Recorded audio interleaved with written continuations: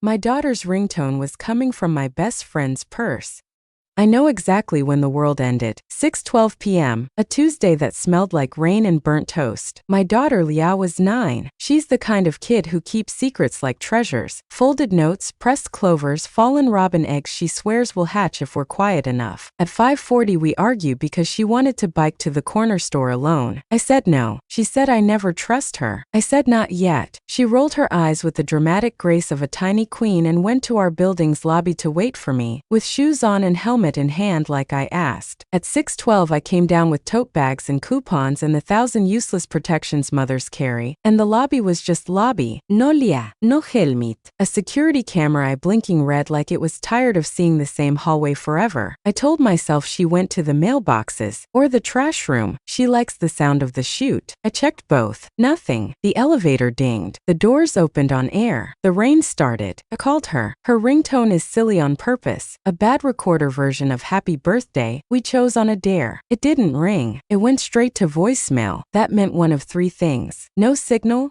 dead battery, or someone pressed the button to silence an incoming call. At 6:18 my hands started shaking. At 6:22 I called my husband Mark. He didn't pick up. I texted, "Where are you? Leah's not here." He wrote back 1 minute later, "Stuck in traffic. Call Sarah. She's close." Sarah's my best friend. She lives 2 floors up. She's the kind of person who keeps granola bars in her bag for low blood sugar and emergencies of the soul. She's held my hair when I was sick and my mouth when I was cruel. Called Sarah. It rang twice. She answered breathless. "I'm in the Uber almost home. What's wrong?" I said, "Leah's missing." She said, "I'm 2 minutes away." The brain does strange math when it's afraid. 2 minutes is short if you're late to a movie, long if your child is missing. I told the doorman to check the cameras. He said the superintendent had the login. I pounded on the super's door.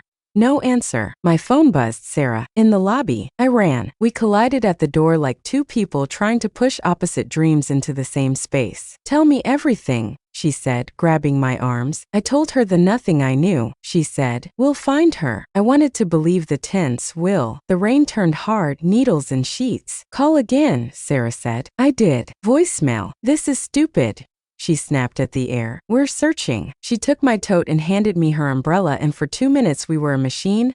Stairs, hallways, laundry room, parking garage, even the ridiculous bike cage that never locks. We shouted Leah's name until it sounded like a song we hated. At 6:37 we came back to the lobby to plan the next ruin. That's when it happened. My phone vibrated. Unknown number. I don't answer unknown numbers. Fear answered for me. "Hello." Static. A breath. Then a whisper, not Leah's. A woman. "Don't call again." "Who is this? Where is my daughter?" The whisper sharpened into a voice I didn't recognize. "Stop calling this phone." Click. I stared at the screen. The number was local. 917 something. "Call back," Sarah said. I did. Straight to voicemail. "Give me," she said, reaching for my phone with the authority I always let her borrow. I pulled back. "No," I said, and surprised myself with the edge in my voice. It sounded like I was capable of killing for what I loved. Maybe I was. Then the sound that will live with me until I die, Leah's ringtone. The bad recorder version of Happy Birthday. Not from my phone. From 5 feet away. A squeaky, breathless, unmistakable, stupid little song. From inside Sarah's purse. Time didn't stop. It inverted. The lobby bent itself around that sound. I'd always wondered what it would be like to feel my heart break for real. Not poetically. Turns out it's quiet. Just a small internal click, like a door you didn't know was locked. Sarah froze. Her hand went to her bag, then hovered.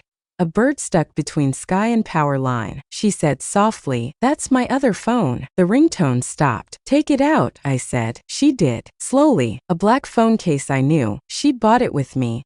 The one with ridiculous glitter stars, because joy is a choice. Except this wasn't glitter. It was a smear of something dark along the edge. Mascara? Mud? I couldn't think the word blood. I said evenly, "Call again." I dialed Leah's number. The phone in Sarah's hand lit up. Unknown number. The poor recorder kid murdered Happy Birthday again. Sarah went very still. "Explain," I said. "People talk about your voice shaking with rage." Mine didn't shake. It lay down like a wire. She swallowed. Maya, someone must have, I picked this up in the Uber. It must be the driver's. She stopped because even she could hear the idiocy. Why is my daughter's ringtone on your phone? Maya, please, let's go upstairs. People are staring. This is. I took the phone from her hand. She didn't resist. Faith is a habit until it isn't. I opened recent calls. There was one from me, unknown 30 seconds ago, and another, 10 minutes earlier, from a number I knew by muscle memory, Mark. My husband. I looked at her. She didn't look away. Say something true, I said. She took a breath. The truth she chose was small. I didn't take Leah. Not, I don't know where she is. Not, I haven't seen her. A lawyer's truth. I should have hit her. I should have screamed. I did what mothers do. I made a list. Call 911. Lock the doors. Find the footage. Find Mark. Find Leah. At 6:43 I called the police. At 6:45 the super came back. Eyes wide, keys bigger than hope. At 6:48 the doorman coughed up the camera login like a secret he'd promised not to tell. At 6:51 two patrol officers walked in, damp and tired and unexpectedly kind. They asked me to breathe and I did, into a paper bag that smelled like French fries and failure. At 6:58 the lobby screen showed my daughter at 5:52 p.m. Helmet, red raincoat, serious face. She stood by the mailboxes and then walked to the door. Someone held it open from the other side. The camera angle was wrong. We saw only a sleeve, dark gray, a notch cut in the cuff. She looked up. She smiled. She walked out. The timestamp said 5:53. The sleeve looked like one Mark wore when he was casual for clients. The notch came from a snag on our balcony last fall. I fixed it badly. The officer pointed and said, carefully, "Who is that?" "My husband," I said. My mouth was dry. The officer wrote something down without looking up. Sarah said very quietly, "Mark's at work." I looked at her. She closed her eyes. At 7:04 an elevator dinged. Mark walked in, rain in his hair, shirt sleeves rolled, tie gone. He saw the police. He saw Sarah. He saw me. He did the math. He said, "What happened? Where is Leah?" I asked. "With you," he said, confused. "You were picking her up. I told her to wait."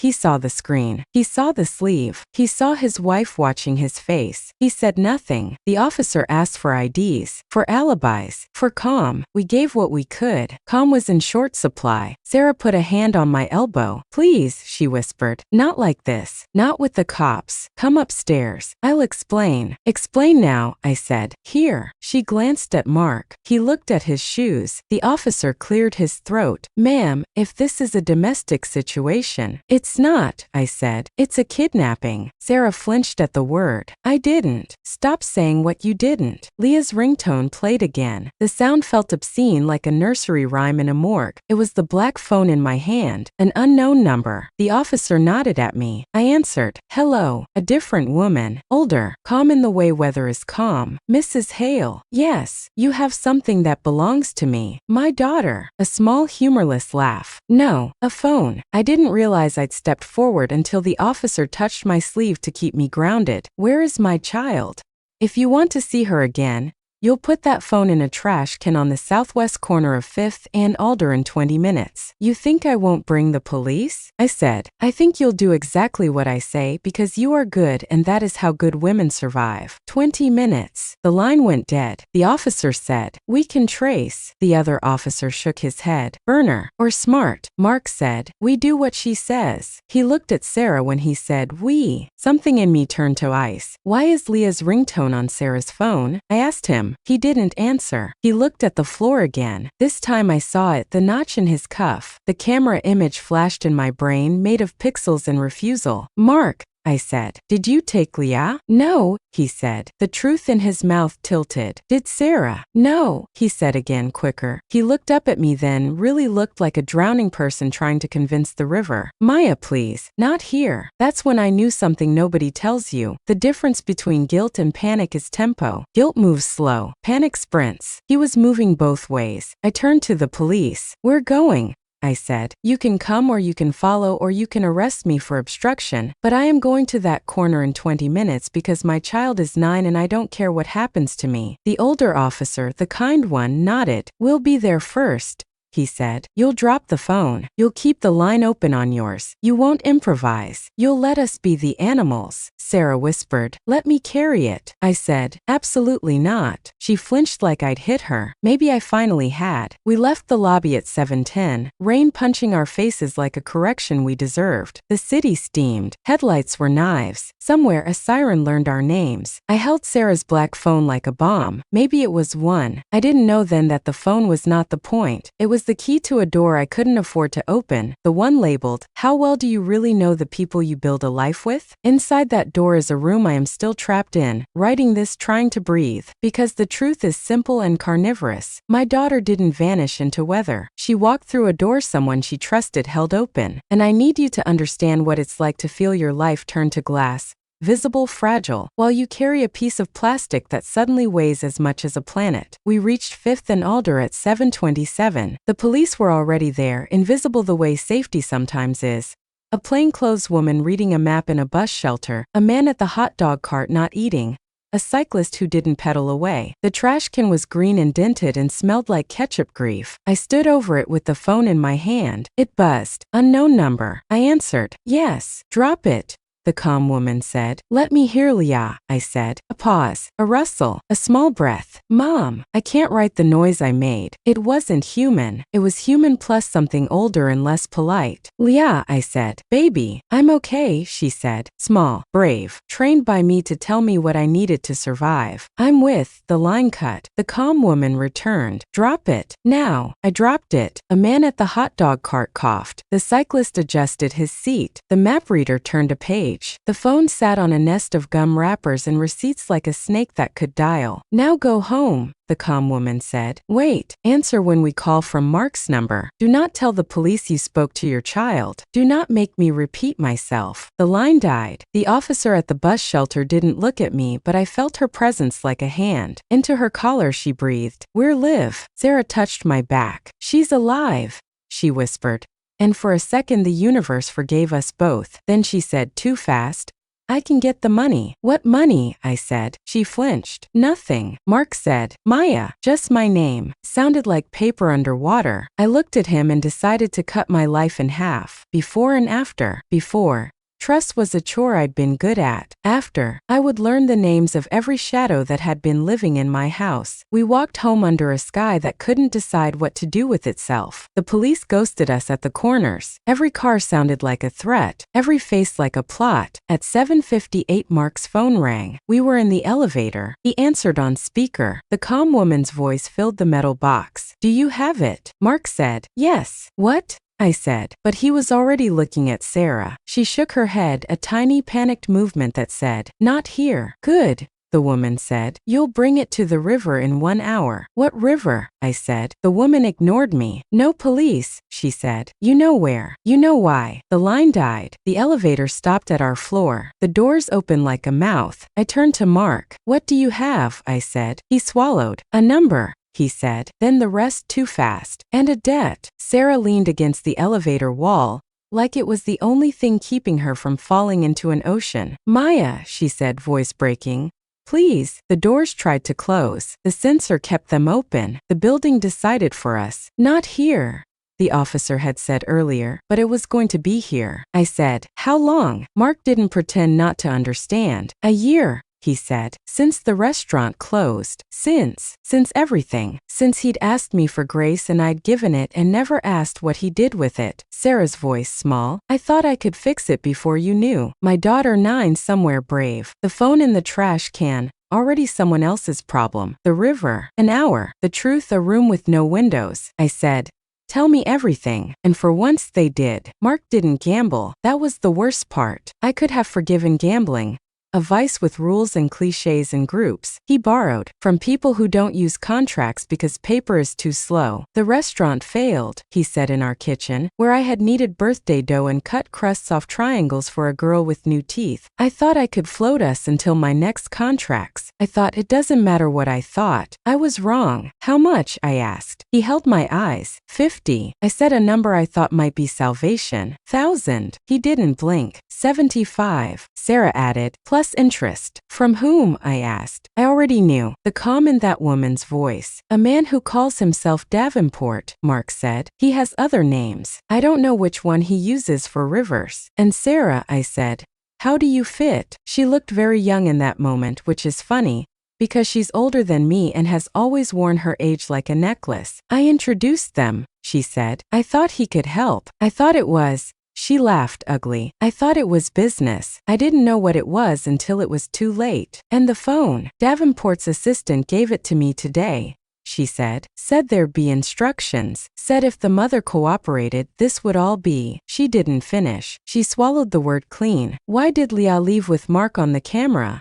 I asked, looking at the man I married. Why would she follow you out and then not be with you? I didn't take her, he said, and for once I believed him because the horror on his face wasn't a performable thing. I went out to get the car. I texted that I'd meet you at the store. I never saw her. The footage, the sleeve. Then who held the door? He rubbed his eyes. The jacket's in the closet. Anyone could have. Sarah said, slow, like she was building the truth out of children's blocks and trying not to knock them over. They watch. They copy. They make you part of the story you didn't want to be in. The officer's card sat on the counter. The police were in the stairwell of my building pretending to be my future. I could have called them back in right then and unloaded everything. Instead I said, we're going to the river. Sarah flinched. Maya. No, we're going. I said, we're bringing whatever this is. And you're both going to walk exactly where I tell you and say exactly what I say. What is this?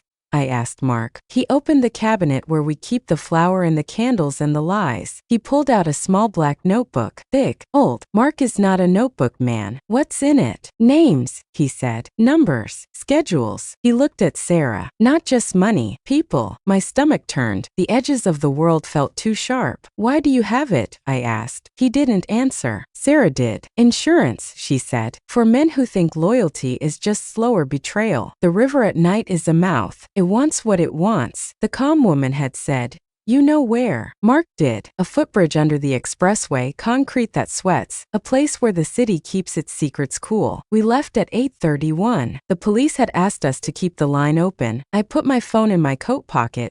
The mic live, the world listening. I wanted to believe a net would appear if we fell. I also know nets sometimes look like webs when the light hits wrong. We didn't speak in the car. The wipers made a sound like hurrying. Sarah sat in the back, twisting her fingers into cat's cradle shapes that never found cats. At 8:59 we parked 2 blocks away. The rain had softened, then changed its mind. The river smell is a mix of metal and algae and regret. I tasted all 3. The calm woman was on the bridge, which is how you know she was not stupid. Cameras above. Witnesses in theory. A place for deals that want to pretend they're not crimes. She wasn't alone. 2 men like the ones from the apartment. Pleasant faces, dead eyes. And a third figure in a hood smaller. My body tried to move and Mark grabbed my elbow so hard I'd bruise tomorrow and forgive it because we survived. Mrs. Hale, the woman said. Her voice and air was worse than in the phone. It had gravity. Do you have my property? I held up the black notebook. Where is my daughter? She smiled. You're very effective, she said. I like mothers like you. Efficient. Binary. Where? I said. She lifted a hand. The third figure stepped forward. The hood came down. Not Leah. A girl I'd never seen. 14 maybe. Pale. Sick. Used. She kept her eyes down. Her hands shook. This is a demonstration, the calm woman said, of good faith. I heard a man behind me swear.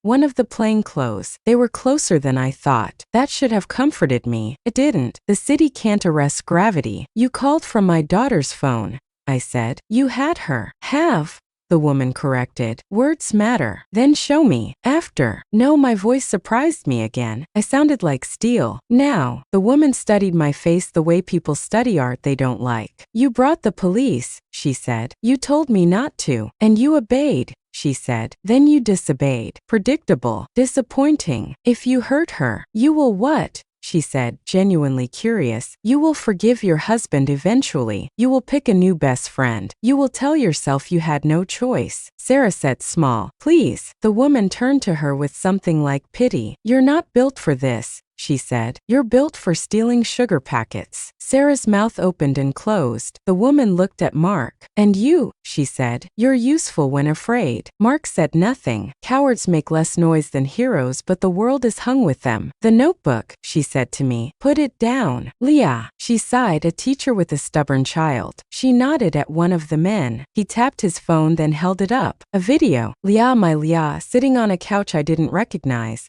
A blanket around her shoulders, a juice box in her hand. She looked fine. She looked brave. Mom, she said, as if she could see me. I'm okay. The video ended. The woman said, 10 minutes after I have my property, you will get an address. And if I don't, she tilted her head, then you'll spend the rest of your life telling policemen she was here a minute ago. I put the notebook on the concrete. Kick it, she said, with your foot. I did. It scraped toward her, paper's small protest. She crouched, flipped it open, scanned. She smiled. Good. She looked up satisfied. Now, the river exploded. Not literally. Sound, shouts, movement. The plainclothes surged. The pleasant men reached inside their jackets. The calm woman didn't flinch. She stepped backward into shadow and became part of it. Down! Someone screamed. I dropped. Sarah didn't. Mark dragged her. I saw one of the pleasant men aim. I saw a badge flash. I saw a hand push. I saw the small pale girl bolt rabbit fast toward underbrush that smelled like fury. A shot. A scream. Not Leah's. Thank God. Not anyone's I loved. Thank God. The kind of thank God you say while bargaining with hell. Hands grabbed me, pulled me toward a column, pressed me into cold. Stay, a voice ordered. I stayed. When the sound thinned, the calm woman was gone. One pleasant man was face down, cuffs on, blood painting the night in bureaucratic forms. The other melted. The small girl sank to the ground and made the sound children make when they've watched adults finish a story with violence. Mark crawled to the notebook. I watched his hand hover, then withdraw. He's still himself, I thought wildly, stupidly. He still follows rules when rules are losing. A cop shouted into his shoulder. We lost the primary. We have the book. We do not have the kid. I didn't realize my mouth was open until the rain found it. The kid, I said. My kid. The cop looked at me with practiced kindness. We'll get her,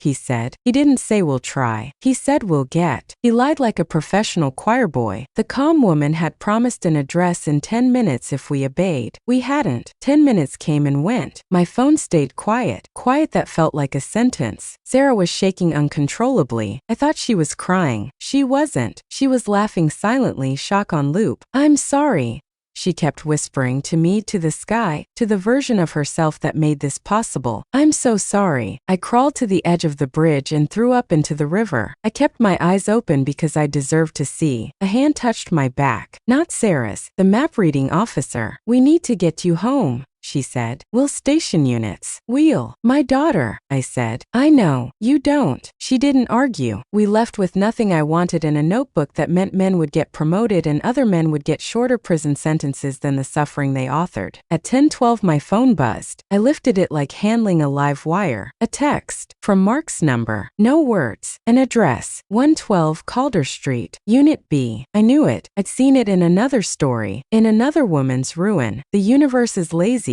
It reuses props. Don't, the officer said. We go. You wait. I go, I said. Or she doesn't wait. The officer looked at me a long human second. 5 minutes behind you, she said. Keep your line open. Say nothing when you get there. Look in. Look, don't enter until you hear my voice. I nodded. My head felt like a thing I had borrowed and didn't deserve. We drove. Mark beside me, Sarah in the back. The city passing like an apology it didn't mean. Calder Street smelled like wet cardboard and afterlives. We parked 1 block away. I left the engine running like a promise to return alive. The building was a tired brick mouth. Unit B was down a corridor with a busted light, and the hum of an old refrigerator somewhere eating electricity. My phone on, my breath off. I reached the door. It was ajar. Of course, the world doesn't go through the trouble of kidnapping your child and then lock a door like an amateur. Wait, the officer whispered in my ear, the wire a ribbon rounding my worst hour. You wait for my voice. I looked. Leah on a couch, blanket, juice box, a woman beside her.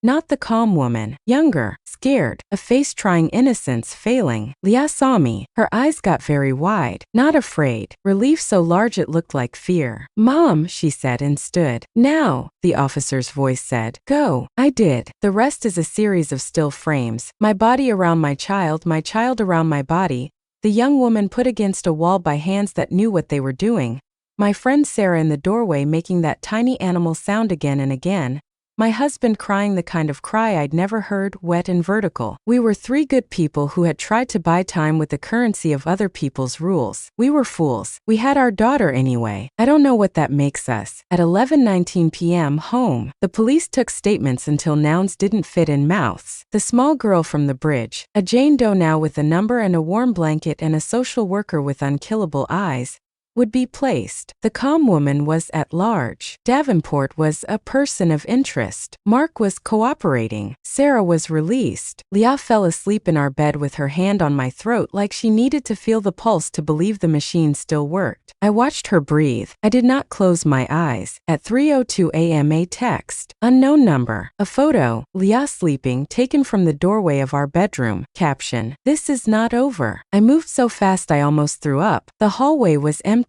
The door was locked, chain latched, camera light red, tired. My skin felt too small for my body. The next day we left the city. That should be the end. It isn't, because truth is a debt, and someone always comes to collect. We moved again, not for safety but for silence. The police called it temporary relocation. I called it exile. The town was small, green, forgettable. Good. The kind of place where you can vanish and the mailman forgets your last name by week 3. Leah started therapy twice a week. I started pretending we were fine 3 times a day. Mark tried to fix things with chores. Fixing the car, repainting the fence, saying we're lucky, until luck felt like an insult. Sarah wasn't part of our new life. The police called her cooperative. I called her ghost. Still the fear stayed. Not big anymore, smaller, sharper, like glass dust in the lungs. Then, 3 months later, it started again. The package arrived with no return address. Inside, a photo. Leah walking to school. Yesterday, on the back. You moved, but you forgot the debt. Mark went white. They found us, he said. I said, no, you found us. Because fear doesn't travel alone. It follows the person who invites it. That night, I checked his phone while he showered. Not proud, just necessary. There were no new messages, no missed calls. But in the deleted folder, one voicemail. A woman's voice. Calm. You didn't think it was over, did you, Mark? You still owe me a delivery. Delivery. Like we were boxes. I went to Sarah's old number. Disconnected. Then I searched her name. The first result was an obituary. Local woman found dead in motel room. Foul play not suspected. The photo was old. Her smile wasn't. Mark said he didn't know. I believed him because his grief looked like guilt's shadow, familiar,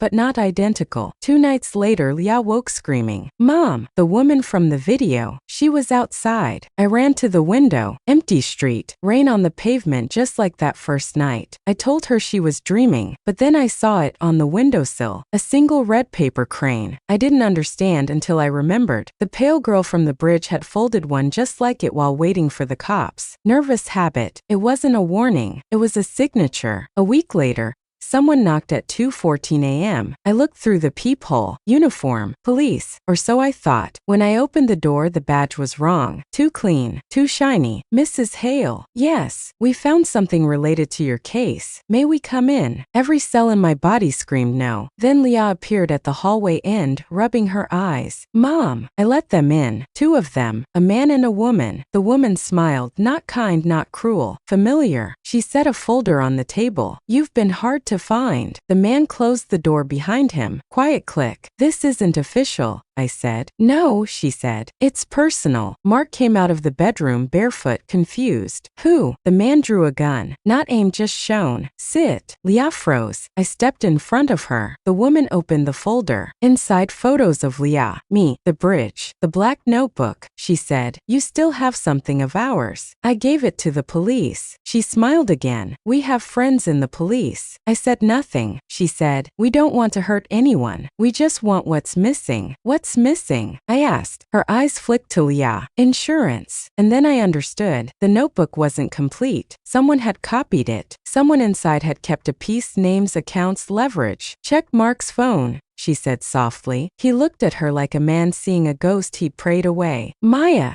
he whispered. Please. I checked. Under utilities. A hidden folder. Encrypted. The calm woman's voice again. If you're hearing this, you still owe me. Then Leah screamed. The man had grabbed her arm. Not hard, but enough. The sound tore through the house like lightning through bone. I moved without thought. Coffee mug. Boiling. I threw it. He dropped the gun. I lunged. The woman stepped back, calm, calculating. Then headlights flashed through the window. Sirens. The woman hissed.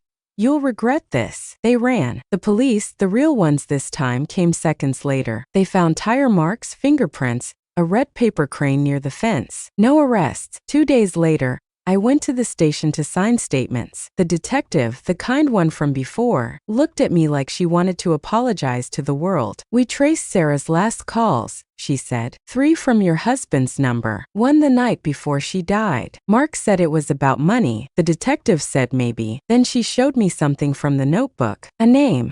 Hale. Next to it, distribution point verified. What's that mean? I asked. She sighed. It means he wasn't just in debt. He was part of the delivery chain. I looked at him across the room. He looked at me. For the first time, I saw him clearly, not as husband or father, but as a man built of small, cowardly deals. I didn't know what it was, he said. They said it was data, not people. I said.